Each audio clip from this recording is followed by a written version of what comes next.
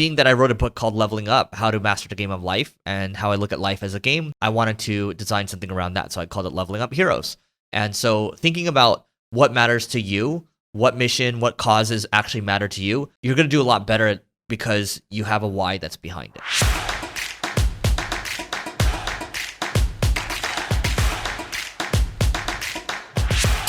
All right, so let's talk about how you can sell out of your NFT project. This is a 5-step framework that you can follow. Before we start, my name is Eric Su, creator of the Leveling Up Heroes NFT project, and here to help level up the world. Don't forget to hit the subscribe and the bell button. All right, so I'm gonna walk through a couple things, but I think context would be super helpful here. So we recently just released Leveling Up Heroes, and we sold a couple $100,000 worth in terms of US dollars.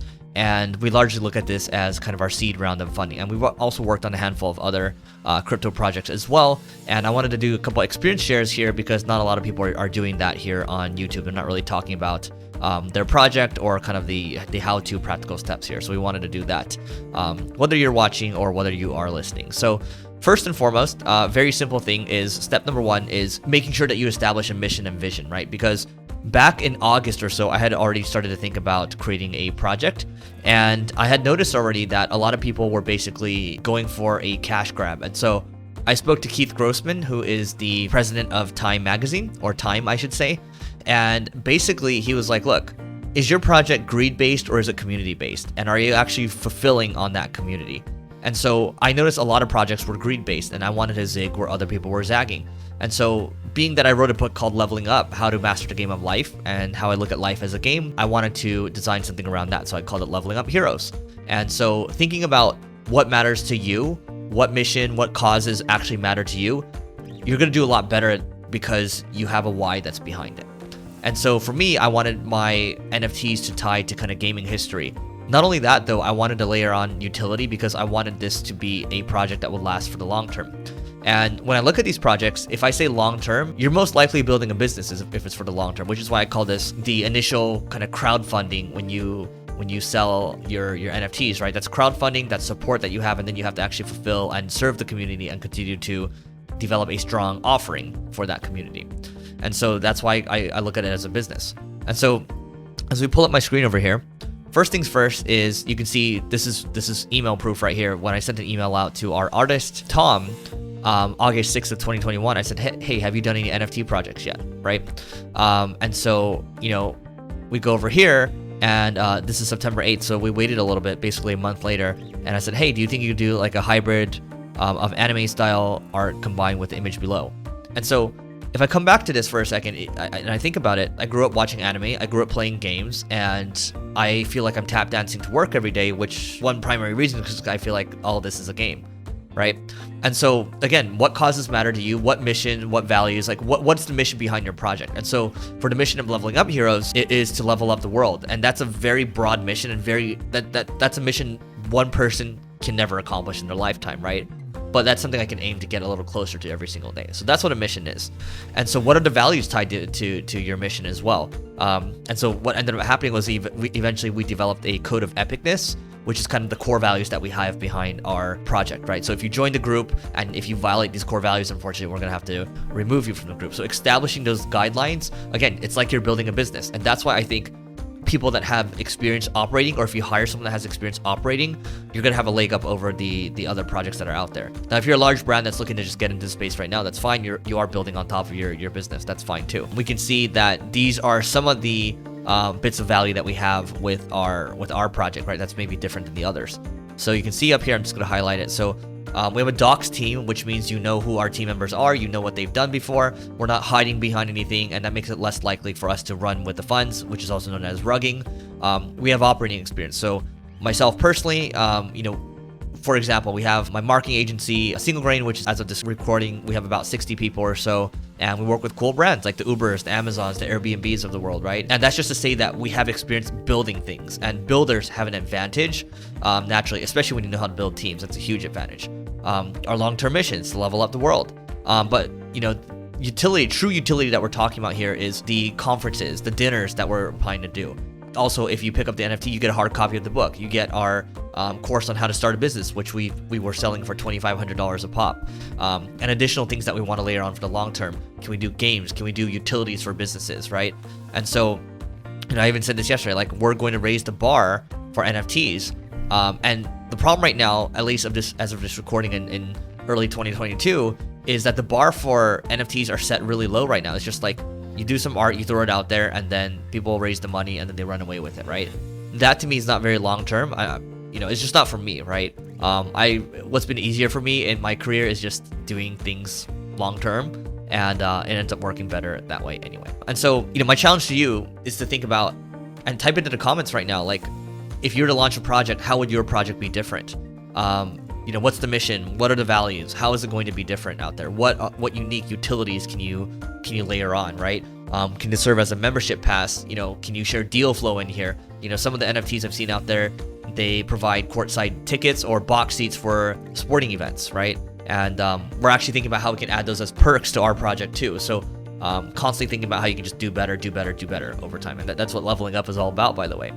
Now, in terms of how to find artists, so we're still on the step 1 right here, mission, vision, but you got to find the artist, right? So you can use Dribble, that's DRIBBLE. You can use Behance.net. Just go to Twitter and just type NFT Artist. You should be able to find people that have it in their profile. And you can use a tool called Follower Wonk, that's WONK, to see different people on Twitter. It's a nice Twitter search tool that's out there, and that's what it is.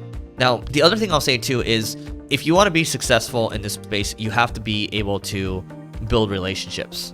And what I mean by that is, you have to be able to collab with the right people. And so for me, knowing that I was going to launch a project, knowing this all the way back in August, I had started to commit to going to conferences such as NFT.nyc and throwing dinners. And then I got lucky with one of my NFTs. I actually got to attend a dinner, and then it led to me joining an alpha group called JPEG Morgan. So I ended up joining these not only joining these alpha groups, but also attending the live events, throwing dinners myself, connecting people, being that kind of central point. And then I built a lot of great relationships that way, right? Knowing that I had something coming long term.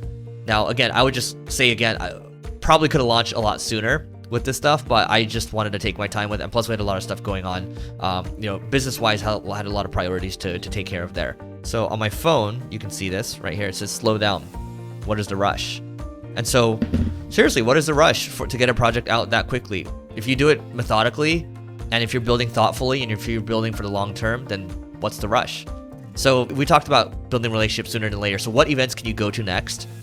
And who can you talk to? And can you throw a dinner and maybe just invite people over? Maybe just cover the bill. It's just easier that way. Have people do introductions and all that, and that's going to go a long way. It's going to not only just build relationships to help your project, but it's going to build these relationships for the long term. And getting anything done in the world, it takes a lot of relationship capital, and you might as well start building it now. So, and for me, by the way, I'm not natural at it. I would say I'm an extroverted introvert, and I had to learn that over the years. So you might as well start learning that now. Now, number 3, I would say, is hiring people that have been there, done that. So I'm going to pull up my screen again, and you can see these are some of the people that are on the Leveling Up Heroes team, right? So we did this whole build in public thing, and you can see we took a picture here, and this is us meeting at 7:30 p.m. Eastern, because we have people from all around the world here.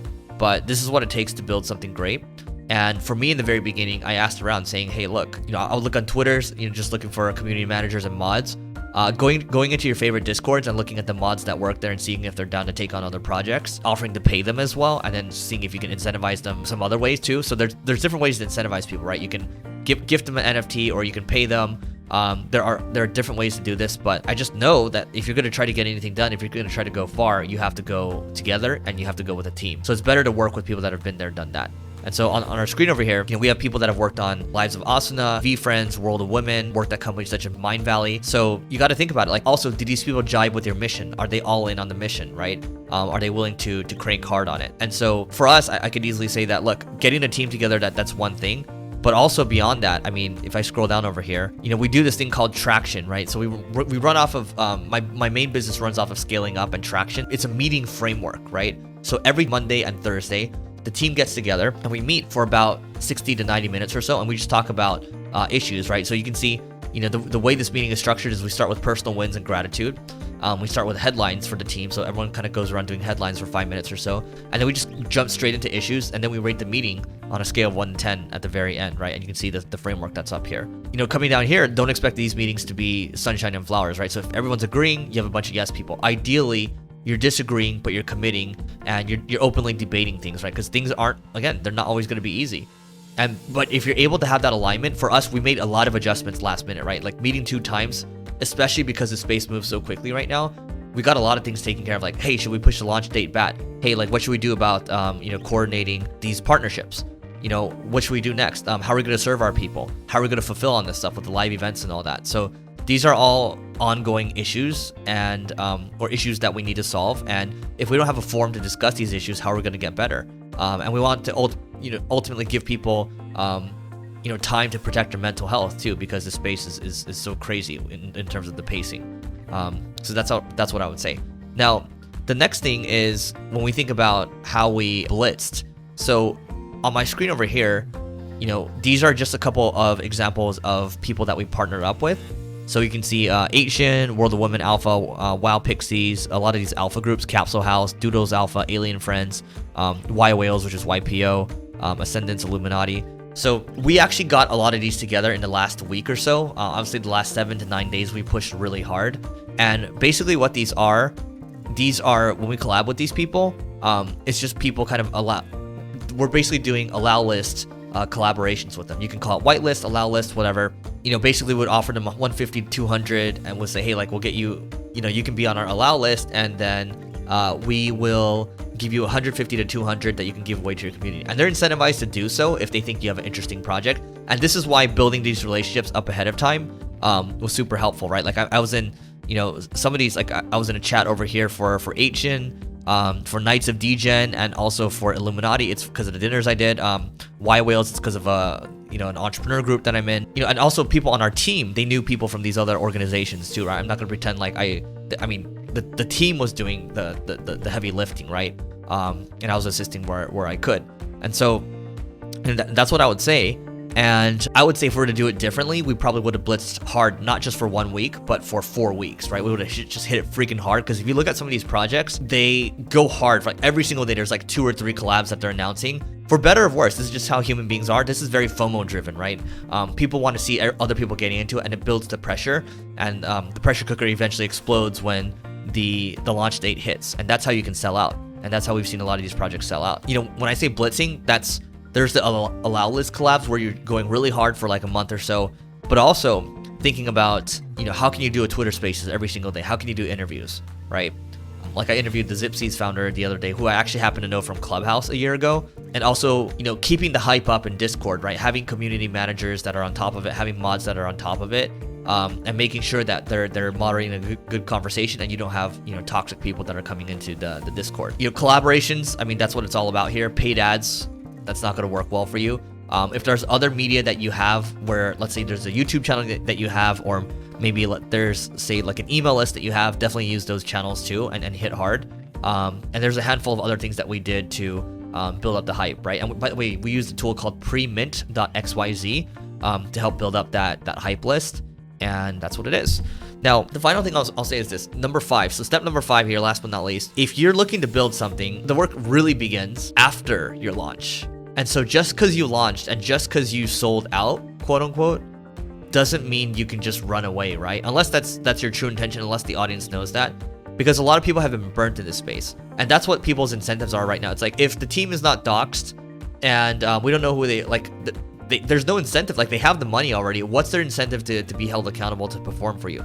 So looking for a doxxed team that's kind of been there, done that, aligning with the mission, looking at their roadmap, looking at their utility, and not just any roadmap, right? Because a lot of roadmaps look the same right now, but really thinking about, hey, would I actually hold this for 10 years? And the saying in investing is, if you won't even hold it for 10 years, don't even hold it for 10 seconds. And that's how you can look at these, because I do believe that this space is a bubble right now, and 99% of these things are going to zero. But the silver lining is the people that are coming in, the real money that's coming in, they are going to raise the bar in terms of art, and they're going to raise the bar in terms of utility. So if you can do a better job, you're going to be levels above other people. And that's why I'm so confident in terms of the long-term prospects of our project, which is, again, Leveling Up Heroes. And you can go to levelingup.com/heroes to learn more about it. And you know, that's what it is. We're building for the long term, and just anything that I've ever done that's quote unquote worked has been investing into the long term. Anytime I try to do something short term, it just hasn't worked out well for me. So my lazy way of doing things well is just doing things long term. It's just easier that way. So let me know what you think in the comments. Let me know what your mission and vision values are, and you know, how that might apply to a project that you're looking to build. Don't forget to hit the subscribe and the like button, and to check out the next piece of content over there. And we'll catch you later.